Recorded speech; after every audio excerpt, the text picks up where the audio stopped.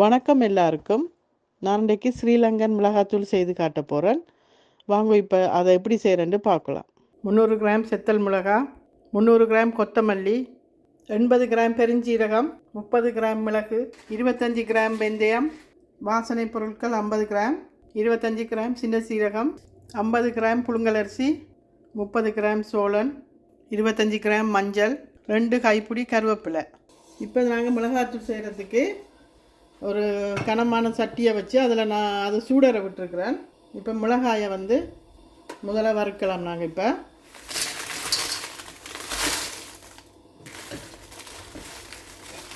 இப்போ பாருங்கள், இதை நான் 5 நிமிஷம் வறுத்துட்டேன். இப்போ இதை ஒரு சைட்டில் வைக்கிறேன்.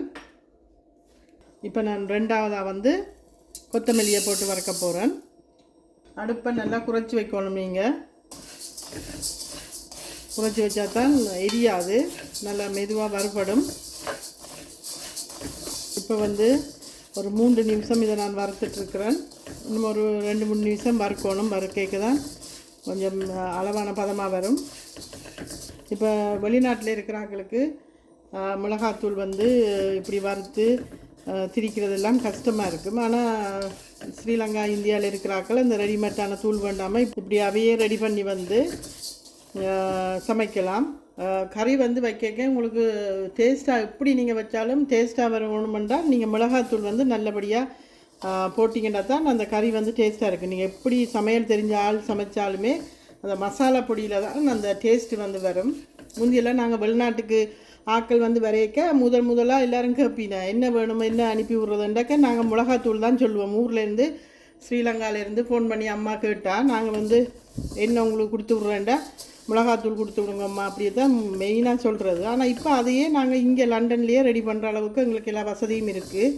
அதனால் நாங்களே இப்போ ரெடி பண்ணி கூடுதலாக ரெடிமேட்டாக செய்கிற மசாலா அவ்வளோ நல்லதில்லை. நாங்களே வீட்லேயே ரெடி பண்ணி சமைக்கிறது தான் நல்லம். இப்போ முந்தியெல்லாம் நாங்கள் சமைக்க தாளிக்கையெல்லாம் மாட்டோம். வெங்காயம் எல்லாம் போட்டு எல்லாம் உண்டும் எல்லாத்தையும் பச்சையாக வெட்டி போட்டு அப்படியே சமைக்கிறது. ஆனால் அதோட டேஸ்ட்டுக்கு இந்த மசாலா இதுகளெல்லாம் நாங்கள் ஃப்ரெஷ்ஷாக ரெடி பண்ணி போடுறது தான் காரணம். இப்போ தான் நாங்கள் வெங்காயம் தாளித்து இது முந்தியெல்லாம் கூட்டி தான் நாங்கள் சமைக்கிறது. ஆனால் அது சமைக்க அவ்வளோ டேஸ்ட்டாக இருக்கும். அதுக்கு என்ன காரணம்ன்றா இப்படி நாங்கள் ரெடிமேட்டாக இல்லாமல் நாங்களே மிளகாத்தூள் எல்லாம் அரைச்சி கையால் அம்மியில் அரைக்கிறது, மில்லில் கொண்டு திரிக்கிறது, இதுகள் தான் காரணம். இப்போ பார்த்திங்கன்னா கொத்தமல்லி வரப்பட்டுட்டு அதை நான் சிம்மில் வச்சு ஒரு 8 நிமிஷம் வறுத்தனான். இப்போ இதையும் எடுத்து ஒரு சைட்டில் வைக்க போகிறேன். இப்போ நான் பெருஞ்சீரகம் போட்டு வறுக்க போகிறேன்.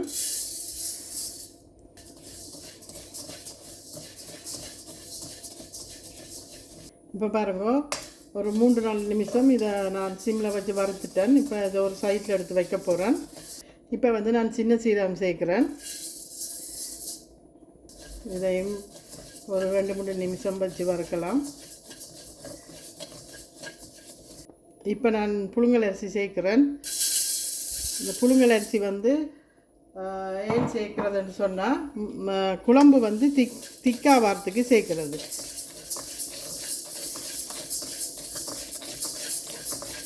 இப்போ அரிசியும் மறுபட்டுட்டு இப்போ இதையும் எடுத்து ஒரு சைடில் வைக்கிறேன். நான் இப்போ நான் சோளனை சேர்க்குறேன். சேர்க்கணும். இதையும் நாங்கள் கறி திக்னஸ் கொடுக்குறதுக்கு தான் இதையும் நாங்கள் இப்போ சேர்க்குறோம். இப்போ சோளனும் வரப்பட்டுட்டு நான் இதையும் எடுத்து ஒரு சைட்டில் வைக்கிறேன். இப்போ நான் வாசனை பொருள் எல்லாம் போட்டிருக்கிறேன். அதில் வாசனை பொருளில் நான் 50 கிராம் போட்டிருக்கிறேன். அதில் கருவாப்பட்டை இருக்குது, கராம்பு இருக்குது, ஏலக்காய் இருக்குது, சாதிக்காய் இருக்குது. இதையும் மெதுவான சூட்டில் வச்சு இப்போ நான் வறுக்கிறேன். இப்போ இதோட நான் கொஞ்சமாக கடல் பாசியும் சேர்க்குறேன். சேர்த்துட்டு இப்போ நான் இதையும் ஒரு சைட்டில் எடுத்து வைக்கிறேன். இப்போ நான் கருவேப்பிலை சேர்த்து வறுக்கிறேன். இப்போ இதையும் ஒரு 2-3 நிமிஷம் வறுப்போம். இப்போ கருவேப்பிலையும் ஓரளவு வறுபட்டுட்டு இப்போ நான் இதோட வெந்தயத்தை சேர்க்குறேன். வெந்தயம் நீங்கள் மெதுவாக ஸ்லோவாக வச்சு வறுக்கணும். இப்போ இதுக்கு அந்த சூடு இதுக்கு அளவாக இருக்கும். இதோட சேர்த்து நான் வெந்தயத்தையும் வறுக்கிறேன். அதோட மஞ்சள் தூளை வறுக்காமல் அப்படியே நான் சேர்க்க போகிறேன்.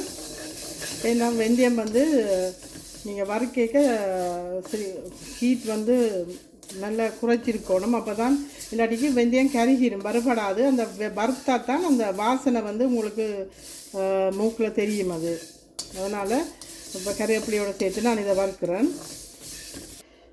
இப்போ ரெண்டும் வறுபட்டுட்டு நான் இப்போ இதை இறக்க போகிறேன். பாருங்கள், இப்போ எல்லாம் வறுத்தாச்சு, ஆற வச்சுட்டு இப்போ இது வந்து ஒரு மினி மில். இது இதில் வந்து நான் இப்போ கொஞ்சம் கொஞ்சமாக போட்டு இதை அரைக்கிறேன். இது சாதாரணமாக கிரைண்டர் மாதிரி இருக்காது. இது ஒரு இங்கே சொல்கிறது இதை மினி மில்லுண்டு.